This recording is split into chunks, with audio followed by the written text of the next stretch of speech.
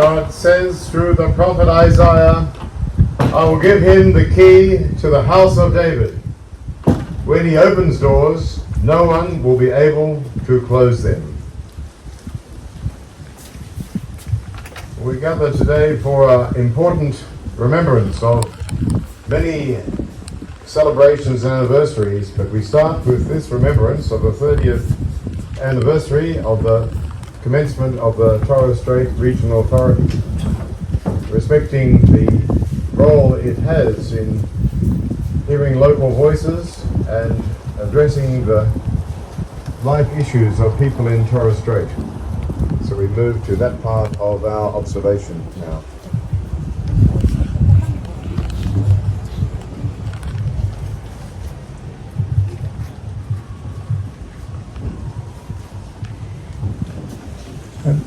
Debedim Kabumigi Batanga. Good morning, everyone. First and foremost, I would like to acknowledge our Heavenly Father that imparted gifts to the individuals that we stand up here with our gathering with thanksgiving in our hearts.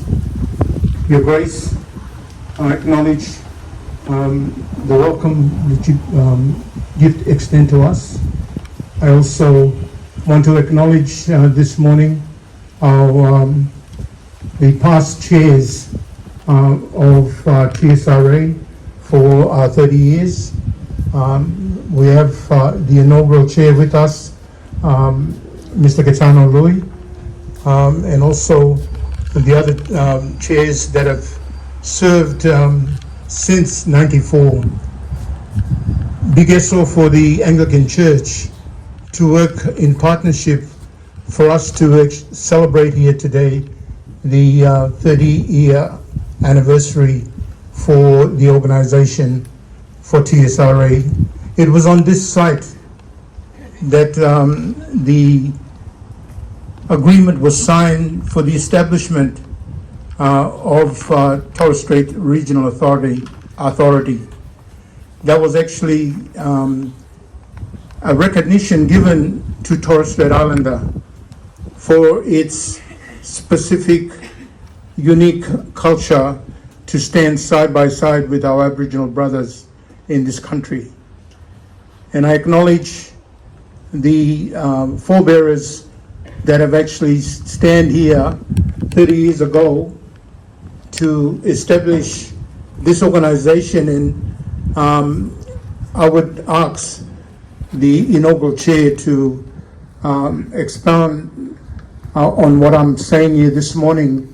Words cannot express when a God make him for you me. I think that you may stand up here today, and let's not forget that it's not man outcome, because God's perfect will and have chosen our destination to where we are today. And I'm proud to say that TSRA is the voice that was established here 30 years ago in the Australian government, a voice that was recognized even through last year referendum when they talk about a voice that was started at Uluru.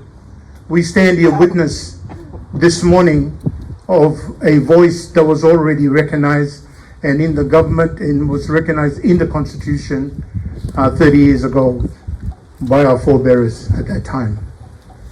I'd like to acknowledge also that this organization is made up of people. And when it was established 30 years ago, it was established by the people, for the people. And we continue to be held accountable through the programs we deliver, but most importantly, that in this board that we have 20 elected Indigenous representative that sits on the board, and we boast this at this term that we have 6 women that is actually sit in partnership in decision making for us in this board. I would like to pass this on to Gaetano as the inaugural chair for TSRA before we continue. That's all.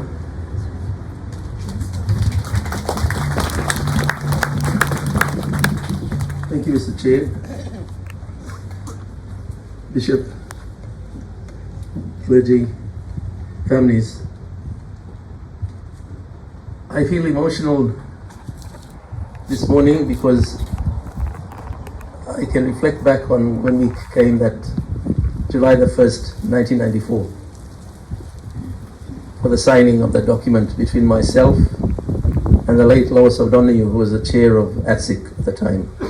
The signing took place over there near the monument, significantly because of July 1, the day. I just want to say and quote words from Adi Ephraim Bani, Uncle Ephraim. When we speak this kind of, the past must exist for the present to create the future. I stand up here as the past, and I see a lot of the future around us and surrounding me. That's what TSRA was set up for.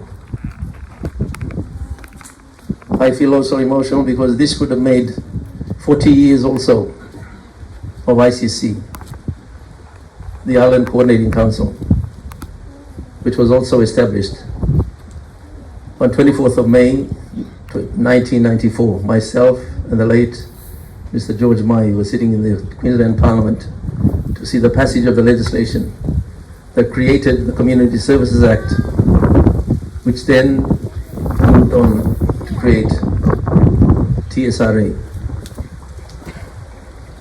1988, Torres Strait called for sovereign independence. And as we know it, the elders at the time,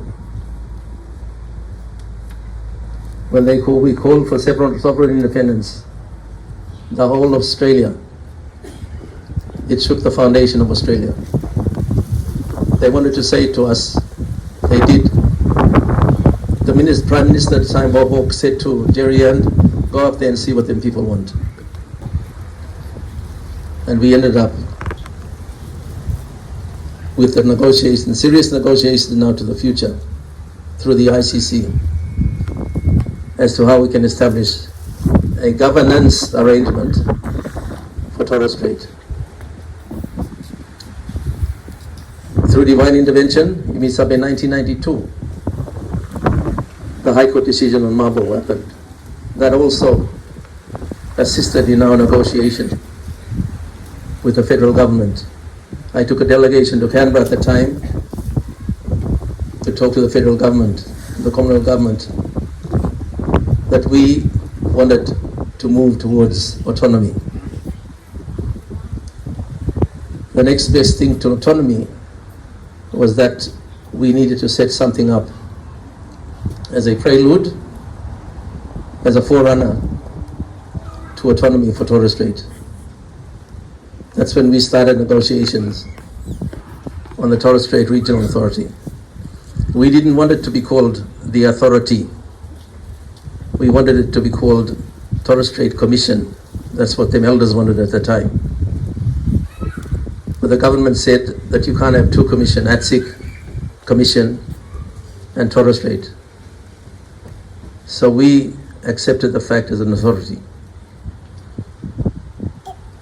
So at that time, when everything, all the negotiations that went through from that time until the establishment in 1994, that was when the last meeting that we had at the Bowls Club with all them elders. The meeting that we had prior to that, when I asked the elders at the time, when would be the best time to launch the Torres Strait Regional Authority? Unanimously agreed. All speak making July 1. The coming of the light, because this one, we set him up, the Torres Strait Regional Authority. It's like the second coming of that light.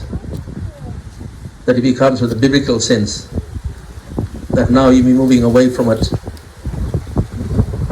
to really the futuristic outlook for people really.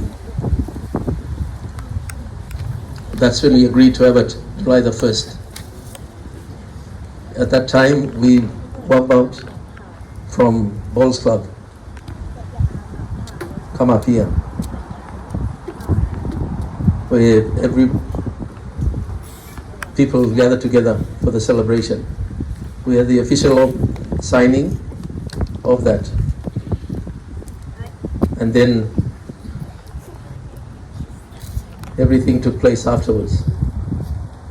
But I want to say the thinking behind it of the regional authority and the Island Coordinating Council.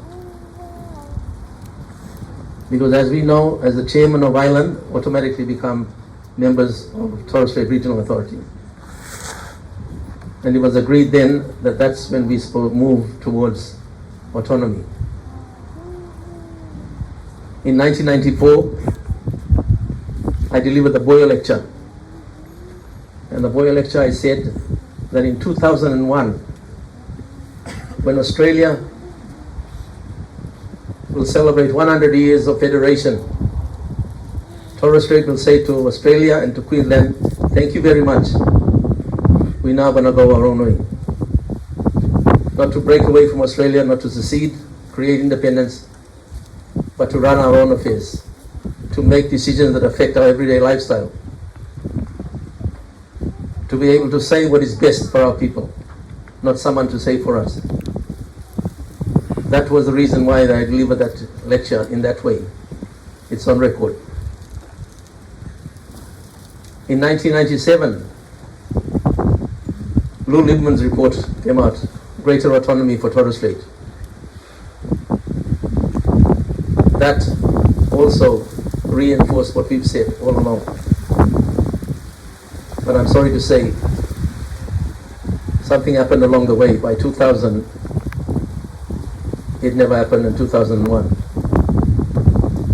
And that's when government started to create control again, to take back what we established, what the elders established.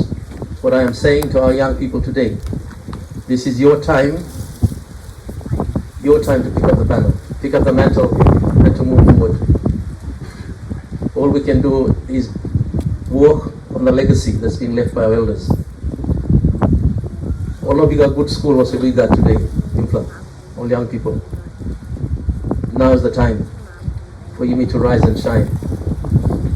And I just want to leave these words with you, everybody, especially for you, all young people, with these words. Whatever happens in the future, the work goes on, the cause will remain, the hope still remains alive, and the dream will never die. Aweso bigeso, kaimeso.